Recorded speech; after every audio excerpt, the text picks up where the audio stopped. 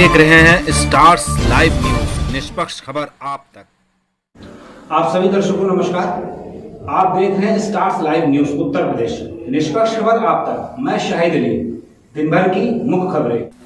Police commissionerate Kanpur नगर में संगठित अपराध के खिलाफ चलाए जा रहे अभियान के क्रम में थाना जूही में मोहल्ला मीटिंग का आयोजन कर सभी से अपने क्षेत्र में हो रहे अपराध की सूचना पुलिस को देने के लिए प्रेरित करते हुए सुरक्षा का दिलाया भरोसा। कानपुर से वाजिद खान की खास रिपोर्ट।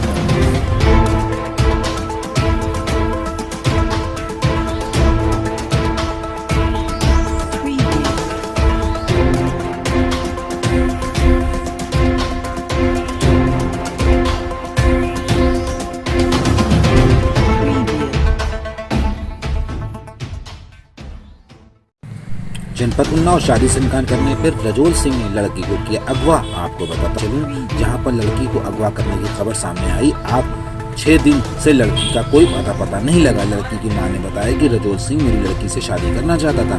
मेरी लड़की ने यह कहकर मना कर दिया कि हम बुढ़ी से शादी नहीं करेंगे। इस जलन में उसने लड़की को उन्नाव के हरदोई पुल से उठाकर गायब कर दिया। आपको ये भी बताता चलूं, शादी से मना करने पर रजोल सिंह धमकी भी दे चुका है। आज हफ्ता हो गया है पर अभी तक लड़की का कोई अता पता नहीं चला। आज सुबह से लड़की की मां समेत कई लोगों ने आज कस्बा पुलिस अधीक्षक ऑफिसर पहुंचकर एप्लीकेशन दी। 6 दिन से गायब लड़की की मां ने पुलिस अधीक्षक के चौकोर पर पहुंचकर एप्लीकेशन देकर न्याय की गुहार लगाई। देखिए इस उपरोक्त संपन्न में पीड़िता की मां ने पत्रकारों से वार्ता करते हुए क्या कुछ बताया। उन्नाव से फैसल राठी की खास रिपोर्ट। आज आप एसपी ऑफिस आई हैं, क्या है पूरा मामला? मेरी लड़की को हरदोई पुल से किडनैप किया है रजोल सिंह ने। कोई सुनवाई नहीं हुई है, तब हम यहाँ पहुँचे हैं। आके कोई सुनवाई, अच्छे रोज हो गया मेरी लड़की को किडनैप। आप कप्तान साहब से मिली? मिले हैं, क्या कहा न्याय उन्होंने? मिलेगा, न्याय मिलेगा। 6 दिन हो गया है, कोई न्याय नहीं मिला है। किसने अपहरण करवाया है? रजोल सिंह ने किया है स्वयं। पुरानी कोई रंजिश? कह रहे थे मेरी लड़की से कि शादी कर लो मेरे साथ में। मेरी लड़की ने बोली कि तुम बुढ़े हो। हम कहाँ 22 साल की लड़की हूँ, हम शादी कैसे कर लूँ। आप क्या चाहते हैं? हम चाहते हैं मेरी लड़की इसी के हाथ में है, रजोल सिंह के हाथ में है। मेरी लड़की इसी से ला के ये ढूंढ के दे या कहीं छुपा रखा हो ये दे। उसको हमने FIR किया, उसके नाम दर्ज। मेरी लड़की ऐसा डाल दिया गया गुमसुम में कि यानी कि खो गई है। इसके नाम से कोई FIR नहीं दर्ज की गई है। इसको 24 घंटा बंद रखा गया और प्लस छोड़ भी दिया गया। उसको समझा बुझा के उसको छोड़ दिया गया। उसके बावजूद मेरी लड़की पे खतरा नहीं है। अगर ये इसके अंदर में है तो ये चिढ़ गया है, हम लोग FIR कर रहे हैं तो ये जान ले लेगा मेरी लड़की। दरोगा साहब से हमने शिकायत की। दरोगा सर ने बताया आपको जैसे शिकायत मिले, कहीं पता मिले कि यहाँ पे है, हम दरोगा सर के पास गए। हमने कहा एक जगह मेरी शंका हो रही सर, वहाँ आप ढूंढवा दीजिए। कल एक सिपाही को भेजा, इसका आश्रम इधर है कप्पा खेड़े के पास। पूरा उसने प्लाट खोल के चेक करवाया। एक ऐसा था रूम, उसमें ताला बंद था। तो हमारे हस्बैंड ने कहा इसको भी सर खुलवाइए, 3 मंजिल पे रूम है वो। तो वो बाबा जो वहाँ पे रहता है वो कहने लगा ये 15 साल से बंद पड़ा हुआ है। तो फिर उसके बाद में पूछा गया इसमें बंद पड़ा हुआ है। तो दरोगा सर ने सिपाही के पास फ़ोन किया कि देखो इस ताले पे कोई गर्दा मिट्टी धूल है। तब उसने बाबा ने कहा ये अभी 5-6 दिन पहले इसकी सफाई हुई है। फिर उससे पूछा गया कि झूठ तो नहीं बोल रहे हो? तो वो कहने लगा अभी 4-5 दिन हुआ इसमें लाइट लगी है और इसमें सफाई हुई है। फिर उससे कहा गया झूठ क्यों बोल रहे हो? तो वो कहने लगा कि इसकी चाबी कोई ले के चला गया है, चाबी नहीं है।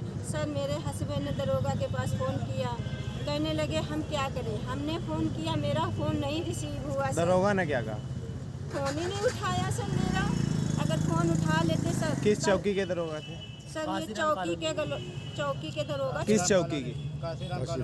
सर छुट्टी पे हैं, काशीराम वाले दरोगा कहीं से और ड्यूटी करने के लिए भेजे गए थे। सर मेरा अगर फ़ोन कर रिसीव हो जाता। कानपुर नगर कचेरी में होने वाले अग्रिम बार एसोसिएशन वार्षिक चुनाव के संबंध में अध्यक्ष पद के प्रत्याशी श्री नरेश चंद्र त्रिपाठी जी द्वारा वार्ता की गई, जिसमें नरेश चंद्र त्रिपाठी ने हमारे स्टार्स लाइव न्यूज के पत्रकार अचिन अरोड़ा से क्या कुछ बताया। कानपुर से अचिन अरोड़ा की खास रिपोर्ट। बेसिकली जो आज चुनाव चल रहे हैं इसके बारे में आप क्या कहना है? देखिए ये हमारा वार्षिक चुनाव है और मैं अध्यक्ष पद का प्रत्याशी हूँ। हम लोगों का ये चुनाव एकदम फ्रेंडली होना चाहिए, लेकिन कुछ भूमाफिया एडवोकेट, कुछ दलाल किस्म के एडवोकेट वो इस चुनाव को खराब करते हैं।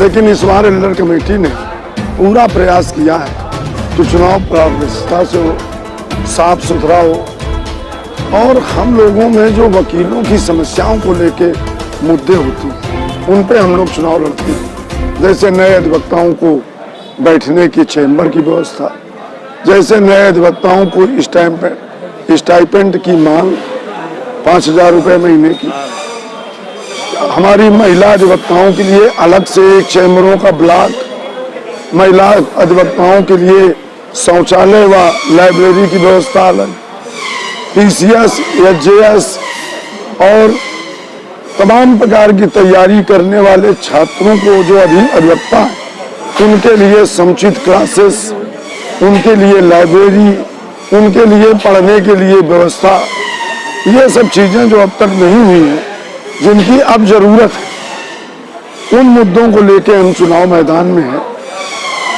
इसी के साथ में हमारे जैसे 70 साल का एडवोकेट हो गया, कोई पेंशन नहीं, हम उसके पेंशन की योजना की मांग सरकार से करेंगे। इसी के साथ हम मांग करेंगे, अब 5 लाख रुपए हमारा अधिवक्ता कल्याण निधि हो गया, इसको कम से कम 10 लाख किया जाए।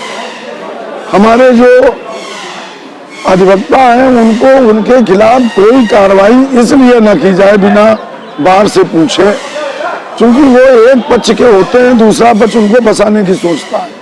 ये हमारी पुलिस प्रशासन से मांग होगी कि आप कम से कम जब अधिवक्ता के खिलाफ शिकायत आवे तो कानपुर बार एसोसिएशन के अध्यक्ष महामंत्री से पहले बात कर ले, फिर आप कार्रवाई करें। दूसरी सबसे बड़ी जो बात है, हमारी जुडिशरी बिल्कुल बेलगाम हो गई, ना तो समय पे ये बैठते हैं, ना ये पारदर्शिता से आदेश करते हैं। हम ये भी व्यवस्था लागू करेंगे कि ये समय से कोर्ट में बैठे और जब बहस सुन लें तो रिजल्ट हमको कोर्ट में ही बता दें, आदेश बाद में दें, लेकिन ये बता दें कि तुम्हारी बेल रिजेक्ट हो गई, तुम्हारी बेल एक्सेप्ट हो गई, तुम्हारा स्टे हो गया, तुम्हारा स्टे नहीं हुआ। ये चीजें हम मांग करेंगे और इन मांगों को लेकर, इन मुद्दों को लेकर हम चुनाव मैदान में, आप देख रहे हैं कि आज कम से कम 2000 अधिवक्ता हमारे साथ हमारे मैत्री भोज में शामिल हुआ। पहले मीटिंग हुई, इन मांगों को लेकर हम संघर्ष भी करेंगे। हमने 2009-10 में वकीलों के लिए संघर्ष किया था, माननीय उच्च न्यायालय के घेराव किया था। इस बार भी इन समस्याओं को लेकर हम उत्तर प्रदेश सरकार को घेरेंगे, उसके खिलाफ आंदोलन, धरना प्रदर्शन करेंगे, जरूरत पड़ेगी तो विधानसभा का भी घेराव करेंगे। अधिवक्ता भाइयों से क्या अपील करना चाहिए? अधिवक्ता भाइयों से अपील है कि ये मुद्दे अगर अच्छे हैं, इन मुद्दों को आप हल कराना चाहते हैं तो निश्चित तौर पर हमको आप समर्थन दें, अपना मत दें। और हमको ये लग रहा है कि पूरी कचहरी हमको समर्थन और मत दे रही है, देने जा रही है 17 तारीख को। धन्यवाद। कानपुर नगर MMA जोहर फैंस एसोसिएशन के तत्वाधान में जिलाधिकारी को दिया गया ज्ञापन।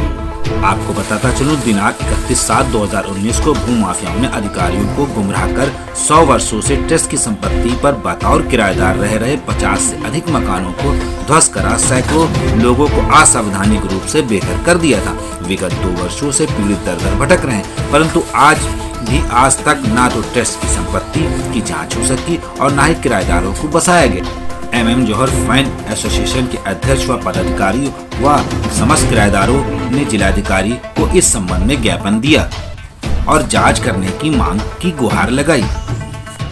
इस उपरोक्त विषय के संबंध में MMA जोहर एसोसिएशन के अध्यक्ष जफर हयात हाशमी ने क्या कुछ बताया। कानपुर से आमिर सिद्दीकी की खास रिपोर्ट।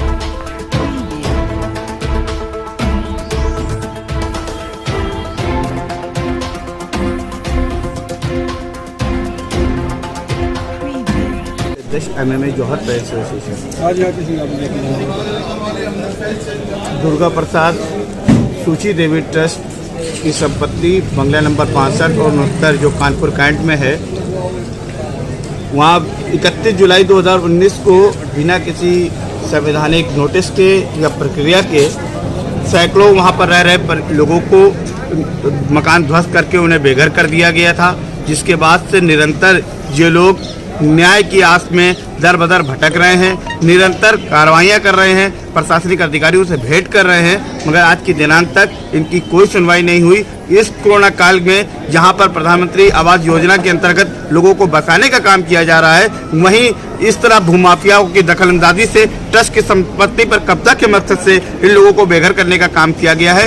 आज पीड़ित परिवार जिलाधिकारी कानपुर नगर के समक्ष आया है, इनसे ज्ञापन के माध्यम से अनुरोध किया है कि पीड़ित परिजनों को इनके ट्रस्ट की संपत्ति पर जो इनकी किराएदारी थी उसको बेदखल करके इनको बेघर किया गया है। तत्काल प्रभाव से इसकी उच्च स्तरीय जांच कराई जाए। मजिस्ट्रेटी जांच कराने के पश्चात इन्हें पुनः उस संपत्ति पर बतौर किराएदार उसी तरह बसाया जाए जिस तरह ये रह रहे थे। अन्यथा 28 तारीख को माननीय प्रधानमंत्री नरेंद्र मोदी जी का कानपुर आगमन है। पीड़ित परिजन इन 28 तारीख को माननीय प्रधानमंत्री के समक्ष अपनी बात को रखने और अपनी आपत्ति को सुनाने में विवश होंगे।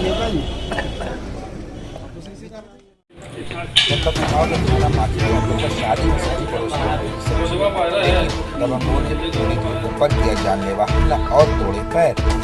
आपको बता दें जब थाना माथी के कटोरा जहां पर पीड़ित रंजीत सिंह पुत्र कुंवर बहादुर शादी समारोह में खाना खिला रहा था, तभी धक्का लगकर सब्जी लेवल व्यक्ति कुलदीप सिंह पुत्र राजवीर सिंह जो ऊपर गिर जाती है, उसको देखकर व्यक्ति बत्ती गाली देने लगता है। उसके बाद साबा लेकर उसके ऊपर हमला कर देते हैं, से पैर तोड़ देते हैं और जब कतार गुस्सा होता और डंडों से लड़ाई करते हैं। इसके बाद बाकी थाना प्रभावित मामले को रफा दफा कर देते हैं। इसके बाद जिला अस्पताल में भेज दिया जाता है, लेकिन जिला अस्पताल के साथ अभी तक कोई ना जाँच हुई है, ना ही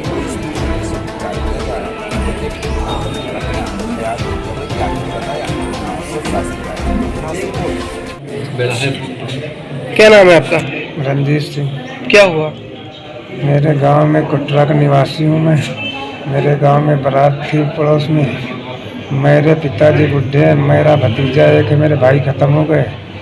मैं बारात से में था तो वहाँ खाना परस रहा था, तो राजेंद्र सिंह सना भयानू सिंह के लड़के कुलदीप सिंह के ऊपर ज़रा सी सब्जी गिर गई तो गालियाँ बकने लगा। हमने कहा भैया गलती हो गई, बस इतनी सी बात पे कहने लगा अभी रास्ते में बताते हैं। मेरे घर के पहले गली पड़ती वहीं, उनके पिताजी भी दोनों लोग साबर लिए थे, साबर मार दिया। हम गिर गए थे तो अपनी गली में खींच ले गए। इनके भाई, इनके पिताजी भयानुष राजेंद्र सिंह ने घेने पे लात धर के दोनों हाथों से खींचा और वो साबर से पैर तोड़ने लगा। कहने लगे इसके पहले पैर तोड़ो मादर चौथ के। भाई पूरे पैर तोड़ दिए, सीने पे लात धर धर के मारा। मैं 2 घंटे पड़ा रहा। आप थाने गए तो वहाँ क्या कार्रवाई हुई? भाई मेरे पिताजी बुढ़े हैं, टेम्पो करके जैसे तैसे ले गए वहाँ थाने में। भैया वो ब्लॉक प्रमुख देवेंद्र सिंह का भांजा है, वो इधर उधर कहता है कि कुछ नहीं करा पाएंगे, मार देंगे मादर चोट तुमको। थाने में यही है भैया। थाने इलेक्शन के पीरियड में प्रधानी वो लड़का भांजा प्रधान है, उसका इसने मारा, उसके चाचा का लड़का प्रधान है, मामा चचेरा उसका भांजा है देवेंद्र सिंह। इलेक्शन के पीरियड में प्रधानी में भैया हमारे ऊपर अपहरण लगवा चुके। जब झूठी साबित हुआ तो कहते हैं जान से मार दूंगा, इसको रहने नहीं दूंगा भैया। उसके बाद में थाने आए तो भैया फोन ऑन करवा दिया। प्रधान भी थाने आया था, जिसका भाई है वो। वहाँ से यहाँ तक भैया लात घूसों वाले सब एप्लीकेशन दिया, लात घूसों वाले मुकदमा नहीं लगाया, लात घूसों वाला सब बना के अस्पताल भेज दिया है। 3 दिन से पड़े न एक्सरा न कुछ, पूरा जख्म भैया। बाप हमारे बुढ़े न चल पाते। 3 दिन से पड़े हैं भैया अस्पताल में, भी धमकी आ रही कि तुमको मादर चौथ यहाँ भी करवा देंगे। अस्पताल में कोई कुछ नहीं कर रहा भैया। 3 दिन से देखिए पैर तो कुछ हो नहीं पा रहा। आज जैसे तैसे एक्सरा हुआ है, 2 जगह से पैर टूटे हैं। अरे भैया भैया मदद करो, मेरी मदद करो। नहीं यहाँ भी मार देंगे मेरे बाप बुढ़ी, यहाँ मुझे सुरक्षा दीजिए, हमें मार देंगे। बहुत दबंग लोग हैं। और उन्नाव में जलवा हमका भैया। उत्तर प्रदेश के जनपद कौशाम्बी में नगर पंचायत करारी की सफाई व्यवस्था बद से बदतर, घर बैठे सफाई कर्मी ले रहे हैं पेमेंट। आपको बताता लूं, जहां एक तरफ राजनीतिक दल बुनियादी सुविधाओं को दरकिनार कर अपने अपने वोट बनाने में जुटे हैं, वहीं दूसरी ओर जिला अधिकारी अपने दफ्तरों में बैठकर मौज कर रहे हैं। बता दें कि कौशाम्बी के नगर पंचायत करारी का जहां भी अजीबोगरीब हाल है, सैकड़ों सफाई कर्मचारी की फौज होने के बावजूद भी कस्बा करारी कूड़े के ढेर में तब्दील है। नगर विकास कराए जाने के बहाने बार बार भ्रष्टाचार, सरकारी धन लूट लिए जाने का आरोप लगने के बाद भी बीते कई महीनों से नेता नगर सहित कई मोहल्ले में सफाई नहीं हो रही है, जिससे सड़कों की पटरियों व गलियों में कूड़े का ढेर लगा हुआ। इस प्रकार की गंदगी से नगर बजबजा रहा है। दुर्भाग्य से नगरवासी परेशान है, वहीं सफाई कर्मचारी बिना किसी अधिकारी के खौफ से आराम से घर बैठे वेतन ले रहे हैं। गंदगी बढ़ जाने से मच्छरों का प्रकोप नगर में बढ़ गया है, जिससे डेंगू जैसी गंभीर बीमारी की संभावना नगरवासी परेशान है। क्षेत्रवासियों ने इस समस्या पर पत्रकारों से वार्ता करते हुए क्या बताया। समस्या यही है कि नेता नगर में इतनी ज्यादा गंदगी रहती है और नगर प्रशासन को हमने एप्लीकेशन भी दिया, पूरे गांव के भी लोगों ने एप्लीकेशन दिया है, लेकिन यहाँ पे कोई सही तरीके से सफाई की व्यवस्था हो नहीं रही है। नगर प्रशासन कई बार एप्लीकेशन दी गई। यहाँ दलित मोहल्ला है, दलित बस्ती है, सभी लोग आते जाते हैं, यहाँ गंदगी हमेशा भरी रहती है। कोई एप्लीकेशन देने के बावजूद भी किसी तरीके का कोई कार्रवाई यहाँ पे नहीं। आपका नाम? रामचंद्र गौतम। आपको सर शाम के जैसे हनुमान जी मंदिर जाना हो गया जी, शाम के विकलांग आदमी सर यहाँ तक पूरा पानी भर जाता है रास्ते में जी। कम से कम 200 बार प्रशासन से मतलब टाउन एरिया में कह चुके, कोई सुनाई नहीं हो रही। आपका नाम? हमारा नाम राधे श्याम। उत्तर प्रदेश के जनपद उन्नाव में इकरामुल हक उर्फ गुदड़ी शाह बाबा रहमतुल्लाह का 76वां उर्स बड़ी ही अकीदत से संपन्न हुआ। आपको बताता चलूं, उत्तर प्रदेश के जनपद उन्नाव में विकास खंड मियागंज क्षेत्र के ग्राम पंचायत असीवन तरफ पश्चिम में स्थित हिंदू मुस्लिम एकता के प्रतीक आपसी भाईचारे के लिए प्रसिद्ध सूफी संत हजरत इकरामुल हक उर्फ गुदड़ी शाह बाबा रहमतुल्लाह के 76वें उर्स का आगाज कुरान खानी, गुस्लपोशी, इत्रपोशी, चादरपोशी के साथ हुआ। बाबा की दरगाह पर गुस्ल पाक के मुबारक मौके पर मुल्क की तरक्की और खुशहाली, अमन चैन की दुआ की गई। दरगाह के सज्जादा गद्दी नशीन अनवर रहमान जिलानी, सफवी समाज सेवी सुजाउर रहमान सफवी, सुजा फैसल रहमान सफ़ी, सैफ रहमान सफ़ी, जैद रहमान सफ़ी, मिर्जा हसीन बेग आज तमाम जायरीन मौजूद रहे। रविवार को कुल की महफिल में लखनऊ से आए कव्वाल, रिजवान आरसी, सुभान वारसी, सद्दाम वारसी, गुलाम हैदर अहमद वारसी, मोहम्मद कैफ, मोहम्मद शारिफ, शफाहत हुसैन ने मिलकर जलाले इश्क ने नूरी जमाल रखा। हुजूर ने हमें हैरत में डाल रखा, कहा कि ये हक व वली, कहा कि ये आसीवन खुदा की शान, और गुदड़ी ने लाल रखा। कलमा पढ़ा तो महफिल में झूम उठी। उसके बाद मुल्क के लिए फातिहा के बाद हुई दुआ। इस अवसर पर उप मुख्यमंत्री दिनेश शर्मा के भतीजे नीतीश शर्मा, समाजवादी पार्टी के प्रदेश राष्ट्रीय प्रवक्ता तारिक अहमद लारी, अधिवक्ता नदीम हैदर, जिला पंचायत सदस्य, राष्ट्रीय सचिव सपा लोहिया वाहिनी फरहान रहमान सफ़ी आदि लोग उपस्थित रहे। उन्नाव से फैसल इराकी की खास रिपोर्ट।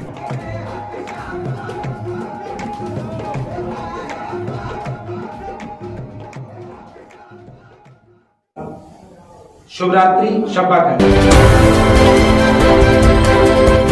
आप देख रहे हैं स्टार्स लाइव।